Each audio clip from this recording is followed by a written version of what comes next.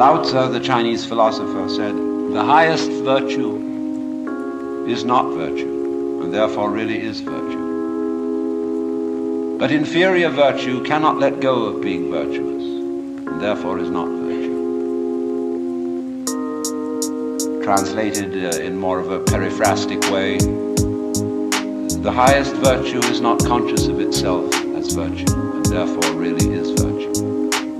Lower virtue is so self-conscious that it's not virtue. In other words, when you breathe, you don't congratulate yourself on being virtuous. But breathing is a great virtue. It's living. When you come out with beautiful eyes, blue or brown or green as the case may be, you don't congratulate yourself for having grown one of the most fabulous jewels on earth. So it's just eyes. You don't account it a virtue.